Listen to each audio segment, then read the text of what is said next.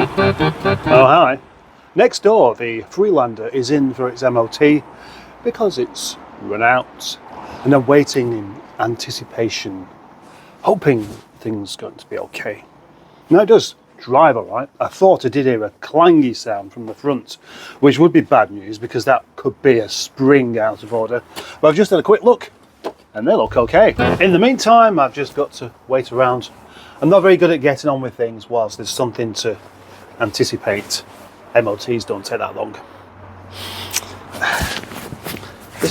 This jacket stinks. I wonder if I've spilt milk on it or something. Normally, when it comes to doing an MOT, I have a right good look around it myself, just to make sure there's nothing that's going to catch me out. Today I didn't get a chance because I came in and I just happened to have a chat with the guys next door, and they just said, well, there's a space now. Ooh. Ooh. So this time, I've not even managed to check whether the rear number plate light works. Never mind anything else more significant.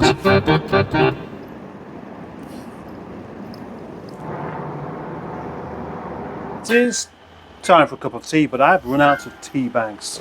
But that's not a problem because I did have a box sent to me last week from David Marshall, and in this box is a good sized box of tea bags. That is very, very handy. Good news, the Freelander called Boo has passed its MOT. It's got a couple of advisories, but it's not bad. Not bad at all. Just a couple of brake pads starting to deteriorate.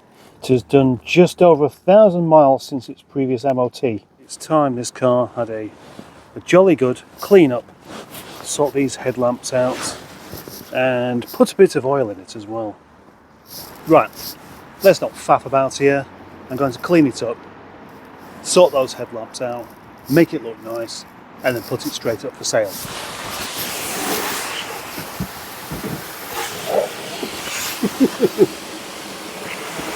Quick wash. I haven't even dried it before I go on to the headlamp polishing jobby.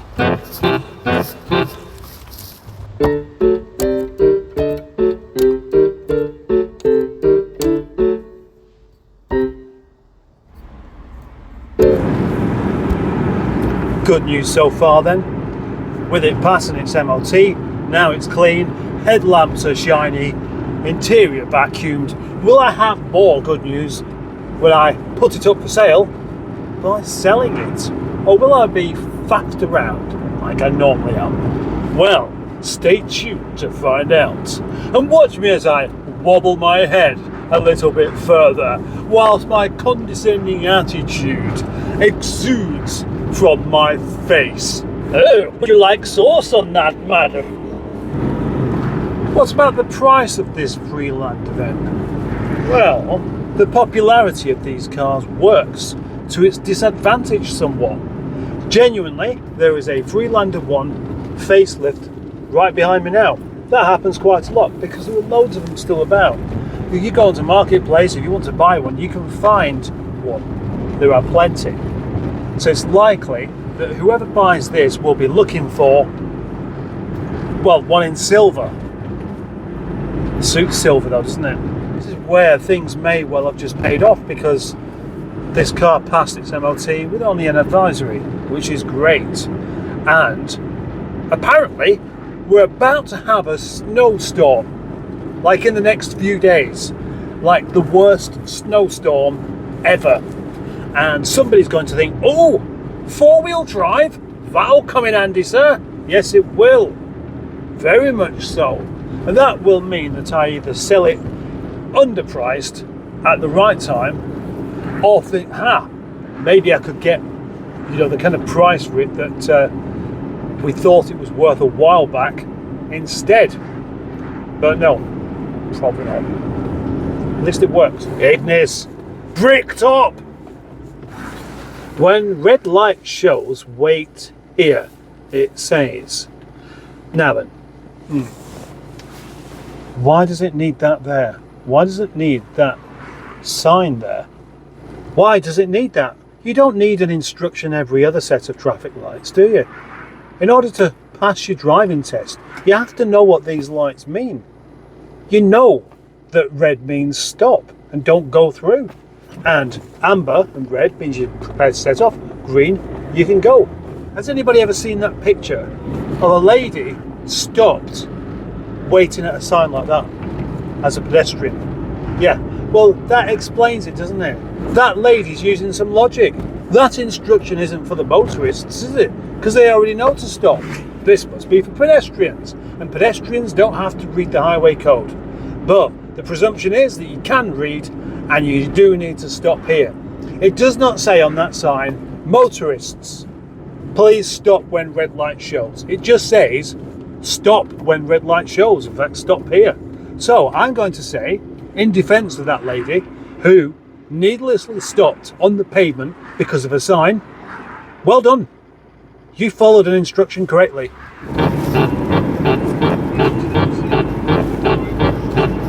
For many people, cars are like neighbours.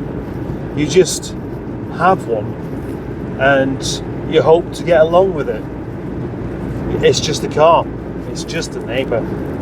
You make the most of the situation.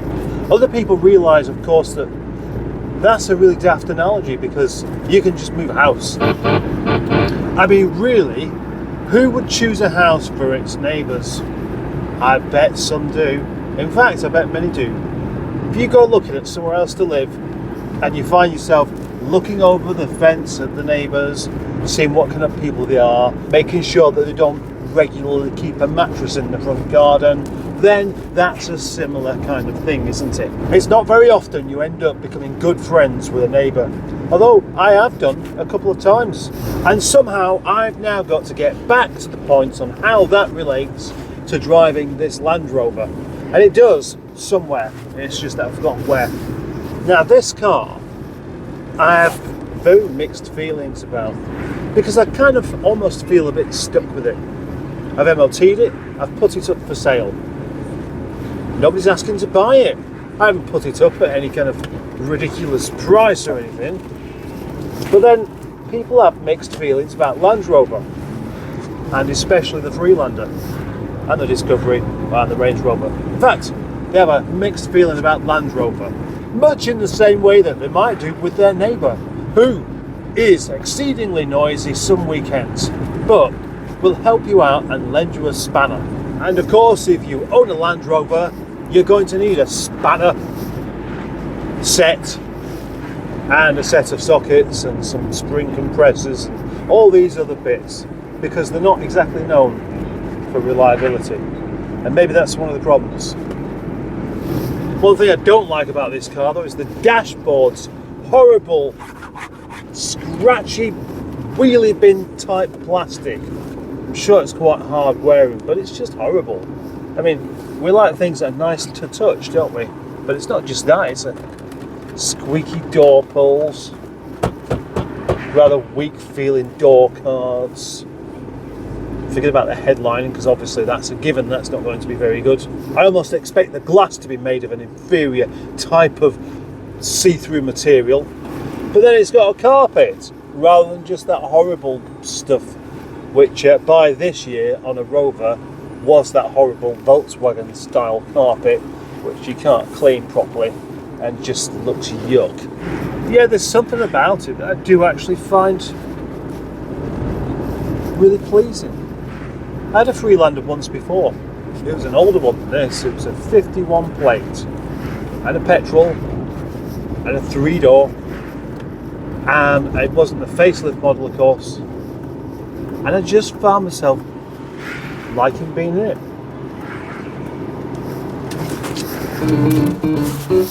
My natural indecision is starting to kick in, because I actually like this car, but I also really don't like it. I think it's a good car. I think it has potential to be a very good car. It's passed its MOT without any problems, but I'm also just a little bit dubious of it. I think it could be reliable, but then I also think I could be in for a problem. Yesterday I was visited by a nice man called Neil. Not Neil the nice man, but just a nice man called Neil. Neil I often end up calling Darren, which are completely different names, and of course I shouldn't do, but I do. I always end up calling him Darren, which could be mildly embarrassing if it wasn't for the fact that he's a nice man and he understands that I'm just confused easily. Anyway, because I've got this car up for sale, we had a chat about it. No, he doesn't want to buy it. And I've got to say, I'm doing a terrible job of trying to sell this car at the moment, aren't I? That's just me. I like to do a terrible job at trying to sell things. If it's going to sell, it'll sell itself. The dog likes it. My 2 girls like it. My wife doesn't dislike it. She's somewhat ambivalent, which is not to be sniffed at. And and after all, I think the final choice is mine, isn't it? But I'm not making it. If anybody wants to buy it, I am not going to start being regretful. That's all there is to it. Bah, walla walla bing bang. Don't put this in the video. Imagine if I did a video and I didn't edit it at all. And so basically I just recorded everything I was doing that particular day and didn't really think about whether it was any good or not or any of this stuff. I just basically recorded and then just uploaded without checking it first. Let's get back to the dilemma of the Land Rover, and that is that the dilemma for me is that I like it, but I also don't like it, and I don't trust it, but I also don't see why I shouldn't do. This is interesting because a man came around today who is known for his indecision, and his name is Johnny Two Scoops. So indecisive he is, he doesn't even have a Subaru any longer because of decisions, making decisions, being tripped up with the detail. Now he expressed an interest in this car, and Johnny suggested swapping his Audi A6 Avant turbo diesel for this car. And that's a car that I have previously owned and liked very much, and sold to him in a moment of desperation. So naturally, I think, yeah, I'd do that. But a big part of me, knowing how indecisive Johnny is, just made me think, nah, it's not the car for you, mate. And I told him, I just said, nah, you probably regret it. What a tool! Why did I say that to him? Why did I say that? Oh yeah, because I don't think he would get on with it. But then again, he might do. You never know. You don't know. He might love it. He had a drive around the yard and he didn't say, oh, that's horrible. He said, oh, I quite like the driving position. I like the fact that you're high up. I like the seats. The seats got lumbar support. Something that Audi, even though they managed to make a really nicely put together car, didn't think to put something in there that would make it comfortable on long trips. Whereas, of course, Land Rover and Rover always did. Right up until they went really cheap at the end. Oh, that's another way of saving some money. Why don't we make our seats uncomfortable? Yes, that's a good idea. We'll save some money in the company doing that, won't we? Oh, that's another subject altogether. A subject about Project Drive. I've covered bits of it. Many other people have covered it. But I think I should have a proper go at this particular subject at some point. So it's a bit of waffle, this video, isn't it? This video, the way I'm talking now, is an excellent reflection on what the video actually is, which is indecision. I've got a car here, it drives, it starts, it stops. It could pull something along and it can fit people and a dog in. And, come to think of it, it's not as bad on fuel as I was expecting. So, there we go. Come along and buy it before I change my mind and decide I want to keep it. Come on, it's up for sale. And it's going to snow next week. The more I use it, the more I feel at home and quite satisfied with it. So, maybe I don't care. Maybe I should just keep it. In fact, I will. Yes, that's it. This car, Boo, is going to be my daily driver forever. I'm not the kind of person that gets an opinion from other people. I make my own mind up. But I think what I've been doing is applying somebody else's opinion and somebody else's experience to my fears of the Land Rover Freelander. Yeah, so far for me, I just think it's a nice car. I really like it. I am convinced that this is the car for me to keep.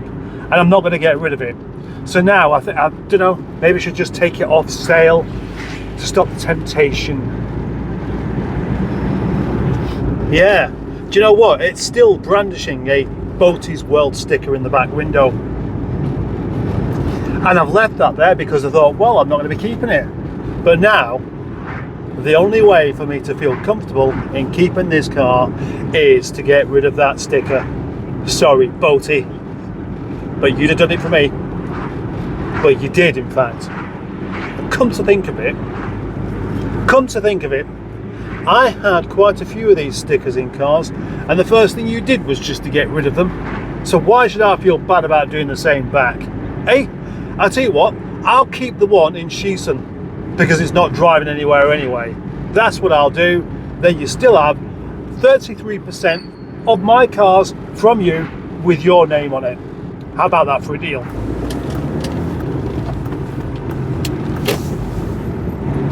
Yes, I think it's finally about time for somebody to champion the Freelander, and that person may as well be me. There are many people who will happily drive a Rover 45 or a 25 now, whereas a few years back they wouldn't. They were seen as unfashionable, unreliable, undesirable, and that's a lot of uns. And I think I have helped undo that reputation by having one and having a YouTube channel where I speak with such enthusiasm about the car. So all I've got to do now is exactly the same thing with the Freelander. And on that note, I think it's rather very much the end of this video. So thank you for watching, and thank you for subscribing, and thank you for liking, thank you for being a channel member. That's it. Anyone that disliked the video, you're not getting any attention this week. Bye.